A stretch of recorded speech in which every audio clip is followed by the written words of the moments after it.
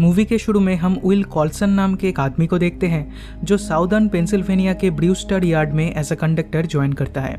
अब काम पे जाने से पहले वो उसके पुराने घर के सामने कुछ देर रुककर उसकी वाइफ डार्सी और उनके बेटे को दूर से देखता है। डार्सी और विल के बीच झगड़ा हुआ है, इसलिए ये दोनों एक साथ नहीं रहते।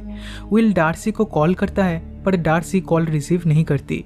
देन यार्ड में जाकर वो उसके कलीग फ्रैंक बार्नेस से मिलता है जो एक रेल रोड इंजीनियर है। इसी दौरान नॉर्दर्न पेंसिल्वेनिया के फुलर यार्ड में yard hostler Dewey and Giles locomotive number 777 को मूव कर रहे थे ताकि ट्रैक को क्लियर कर सके, क्योंकि कुछ ही देर में इस ट्रैक से और एक ट्रेन जाने वाली है जिसमें बहुत सारे छोटे छोटे बच्चे होंगे जो रेलवे सेफ्टी के ऊपर क्लास ट्रिप पे जाने वाले हैं। जिलेस कहता है इस लोकोमोटिव का यार्ड ब्रेक काम नहीं कर रहा है। इस पे ड्यूई कहता है यार्ड के अंदर लोकोमोटिव को मूव करने के लिए यार्ड ब्रेक की जरूरत नहीं है और लोकोमोटिव मूव हो जाने के बाद वो इसके यार्ड ब्रेक को ठीक कर देगा। अब जैसे ही लोकोमोटिव मूव होने लगती है ड्यूई नोटिस करता है एक trailing point switch correctly aligned नहीं है। तब वो थ्रॉटल को आइडियल करके केबिन से बाहर निकलता है और उस स्विच को ठीक से अलाइन कर देता है, लेकिन तभी थ्रॉटल पॉप्स आउट होकर आइडियल से फुल थ्रॉटल पे शिफ्ट हो जाता है जिससे ट्रेन स्पीड पकड़ लेती है और ड्यूई ट्रेन में एंटर नहीं हो पाता। वो पीछे रह जाता है। अब ये ट्रेन किसी के कंट्रोल में नहीं है, वो बिना ड्राइवर के ही चल रही है। दूसरी तरफ फ्रैंक और विल अपने अपने काम में बिजी हो गए थे। तब फ्रैंक अपनी बेटी को कॉल करता है और उससे सॉरी कहता है क्योंकि फ्रैंक उसकी बेटी का बर्थडे भूल गया था, पर उसकी बेटी फोन काट देती है क्योंकि वो अपने डैड से कोई भी एक्सक्यूज सुनना नहीं चाहती। देन फ्रैंक नोटिस करता है विल ने लोकोमोटिव को ट्रैक पे बैकवर्ड डायरेक्शन में लगा दिया है, इसलिए फ्रैंक विल पे गुस्सा हो जाता है और उसे अपने काम में कंसंट्रेट करने बोलता है। फिर कुछ घंटे एक साथ काम करने के बाद इन दोनों में अच्छा बॉन्ड बन जाता है और ये दोनों अपने अपने फैमिली के बारे में एक दूसरे को बताने लगते हैं। विल कहता है वो अब उसकी वाइफ और बच्चे के साथ नहीं रहता और फ्रैंक कहता है कैंसर के कारण उसने अपनी वाइफ को खो दिया है। दूसरी तरफ फुलर यार्ड में यार्ड मास्टर कॉनी हूपर जब ऑफिस आती है तब उसे उस रन अवे ट्रेन के बारे में पता चलता है और वो फौरन इसका सॉल्यूशन ढूंढने लगती है। सबसे पहले वो उस कंडक्टर को कॉल करती है जो स्कूल के बच्चों को ले जा रहा था। पोर्टविल के पास एक एम्प्टी ट्रैक पे वो इस ट्रेन को डाइवर्ट करने बोलता है। कंडक्टर सक्सेसफुली ट्रैक चेंज कर देता है और तभी उस ट्रैक से लोकोमोटिव नंबर 777 स्पीड से निकल जाती है। फिर वो चीफ वेल्डर नेड ओल्डहैम को कॉल करके कहती है तुम्हें ट्रेन के आगे जाकर उसे मेन ट्रैक से स्विच करना होगा, लेकिन जब तक नेड उधर पहुंचता है तब तक ट्रेन उस पॉइंट को क्रॉस कर चुकी थी। तब कॉनी नेड, ड्यूई और जिलेस को उनकी कार में ट्रेन को फॉलो करने के लिए कहती है। देन पुलिस को कॉल करके सभी मेन लाइन क्रॉसिंग में ऑफिसर्स को भेजने के लिए कहती है। इधर ड्यूई और जिलेस ट्रेन के पास पहुंच चुके थे। जिलेस रेलिंग को पकड़ भी लेता है, लेकिन एक सिग्नल पोस्ट के कारण उसे रेलिंग छोड़ देना पड़ता है। फिर विल एंड फ्रैंक जब यार्ड पे पहुंचते हैं तब विल को उसके भाई का कॉल आता है। इससे वो डिस्ट्रैक्ट होकर काम में फिर से गलती कर देता है और ये देखकर फ्रैंक गुस्सा हो जाता है। तब उन्हें कंट्रोल रूम से कॉल आता है और उस लोकोमोटिव के बारे में इन्फॉर्म किया जाता है और जितनी जल्दी हो सके उनकी ट्रेन को अगले साइडिंग पे क्लियर करने के लिए कहा जाता है, लेकिन वो तो यहाँ से 10 माइल दूर है। अब ये इंसिडेंट न्यूज़ पे भी दिखाया जा रहा था और ये देखकर ट्रेन ऑपरेशंस के वाइस प्रेसिडेंट ऑस्कर गैल्विन कॉनी को कॉल करते हैं। वो पूछते हैं उस लोकोमोटिव के साथ जो कार्गो अटैच्ड है उसके अंदर क्या है। कॉनी कहती है उसके अंदर मोल्टेन फेनॉल है, पर उसे नहीं पता ये चीज़ एग्जैक्टली क्या है, लेकिन स्कॉट को इसके बारे में पता था। वो कहता है molten phenol highly toxic and flammable होता है और इसके कारण वो ट्रेन किसी मिसाइल से कम नहीं है, वो किसी भी बिल्डिंग को डिस्ट्रॉय कर सकता है। कॉनी कहती है हमें इस ट्रेन को डीरेल कर देनी चाहिए, अभी तक ये फार्मलैंड्स के अंदर है और अगर ये पॉपुलेटेड एरिया में पहुंच जाए तो हम कुछ नहीं कर पाएंगे। लेकिन गैल्विन ऐसा करने से मना कर देता है क्योंकि इससे कंपनी को बहुत ज़्यादा लॉस होगा।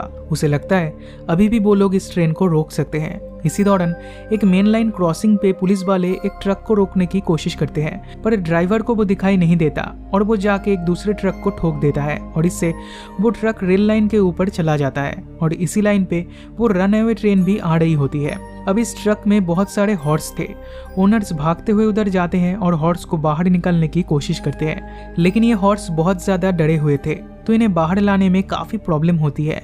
बट थैंकफुली वो लोग सारे हॉर्स को निकाल लेते हैं और तभी ट्रेन आ जाती है और इस ट्रक को डिस्ट्रॉय कर देती है।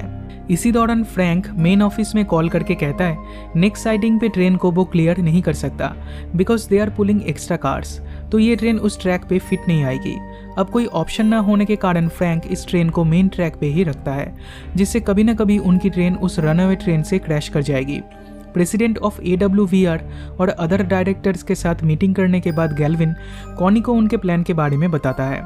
ये लोग 2 लोकोमोटिव्स को इंजीनियर जूड स्टुअर्ट के साथ भेजने वाले हैं, जो उस रनअवे ट्रेन को स्लो डाउन करेगा। और तब former US marine Ryan Scott helicopter के थ्रू रनअवे ट्रेन के केबिन में जाकर ब्रेक लगाने की कोशिश करेगा, लेकिन इस प्रोसेस में रायन को चोट लग जाती है और वो बेहोश हो जाता है। तो ये प्लान तो फेल हो गया।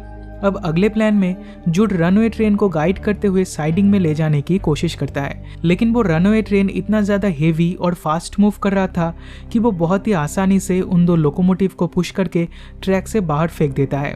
इससे बहुत बड़ा ब्लास्ट होता है और जूड की मौत हो जाती है। Frank and will runway train के बहुत करीब आ चुके थे, तो फ्रैंक आखिरी बार अपनी बेटियों को कॉल करता है। दिन उधर पास ही में एक साइडिंग पे रिपेयर चल रहा था, तो वो फौरन उस ट्रैक पे चले जाते हैं और तभी रनवे ट्रेन मेन ट्रैक से जाने लगती है और फ्रैंक की ट्रेन के लास्ट बॉक्स कार को हिट करती है। इसी दौरान फ्रैंक का एक फ्रेंड जो हेडक्वार्टर्स में था, वो फ्रैंक को कॉल करके कहता है अगले टाउन को खाली किया जा रहा है और उधर रनवे ट्रेन को डिरेल किया जाएगा। लेकिन फ्रैंक को लगता है इससे कुछ फायदा नहीं होने वाला, क्योंकि पोर्टेबल डिरेलर्स उतने स्ट्रांग नहीं होते कि वो ये heavy weight high speed train को डिरेल कर सके। फ्रैंक के पास और एक प्लान है। उसने नोटिस किया था उस रनवे ट्रेन के लास्ट कार में एक ओपन कपलर है, तो वो रिवर्स में जाके उस रनवे ट्रेन के साथ उनके इंजन को ज्वाइन कर सकते हैं और उनके इंजन के ब्रेक को यूज करके उस ट्रेन को रोक सकते हैं। शुरू में विल को लगता है ये आइडिया बहुत ही खतरनाक है, लेकिन फाइनली वो फ्रैंक के साथ जाने के लिए राजी हो जाता है। तब ये दोनों उनके इंजन को रिवर्स में ले जाने लगते हैं और कॉनी को इसके बारे में इन्फॉर्म करते हैं, लेकिन कॉनी डीरेलिंग के बारे में सुन के शॉक्ड हो जाती है, क्योंकि उसे इसके बारे में कुछ भी नहीं पता था। गैल्विन ने उसे कुछ भी नहीं बताया था और वो कॉनी का कॉल भी रिसीव नहीं कर रहा था। जब गैल्विन को फ्रैंक के आइडिया के बारे में पता चलता है, तब वो उसे रोकने की कोशिश करता है, उसे जॉब से फायर कर देगा ऐसा थ्रेट भी करता है, लेकिन इसका कोई फायदा नहीं है क्योंकि फ्रैंक 2 हफ्तों में रिटायर होने वाला है। तब गैल्विन विल को थ्रेट करता है, उसे जॉब से निकाल देगा ऐसा कहता है, पर विल उसे इग्नोर करके फ्रैंक को सपोर्ट करता है। तब गैल्विन कॉनी से कहता है उन्हें रोकने के लिए। कॉनी ऐसा प्रिटेंड करती है कि वो गैल्विन का ऑर्डर फॉलो कर रही है, लेकिन फ्रैंक और विल जो कर रहे थे उस पे कॉनी उन्हें सपोर्ट करती है और उस रनवे ट्रेन के लोकेशन और स्पीड के बारे में फ्रैंक को हमेशा अपडेट देती रहती है। अब जैसे ये ट्रेन डीरेलर्स के पास पहुंचती है, पुलिस ऑफिसर्स इंजन के फ्यूल कट ऑफ बटन को शूट करने की कोशिश करते हैं, पर यह ट्रेन इतना फास्ट मूव हो रहा था कि वो लोग इसे ठीक से एम नहीं कर पाते। तो जैसा फ्रैंक ने सोचा था, डीरेलर्स इस ट्रेन को रोक नहीं पाता। अब उस टाउन का सेफ्टी फ्रैंक और विल के हाथों में है। ये सब न्यूज में भी दिखाया जाता है, तो फ्रैंक और विल के फैमिली टीवी में ये देख लेते हैं।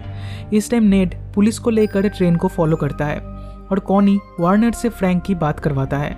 वार्नर कैलकुलेशन करके बताता है ट्रेन को ऑपोजिट डायरेक्शन में खींचने की जगह अगर फुल थ्रॉटल और डायनामिक ब्रेक्स का यूज किया जाए तो फायदा होगा। अब जैसे ही ये लोग रनवे ट्रेन के करीब जाते हैं, विल बाहर जाके फ्रैंक को इंस्ट्रक्शन देने लगता है। अब फ्रैंक उसके इंजन को पुश करता है, जिससे लॉकिंग पिन एक दूसरे के साथ टच तो होते हैं लेकिन तब भी एंगेज नहीं हो पाते। तब विल दोनों ट्रेन के बीच में जाकर अपने पैरों से पिन को पुश करता है। इससे दोनों पिन एंगेज तो हो जाते हैं, लेकिन वो गिरते गिरते बचता है और उसके पैर में चोट लग जाता है।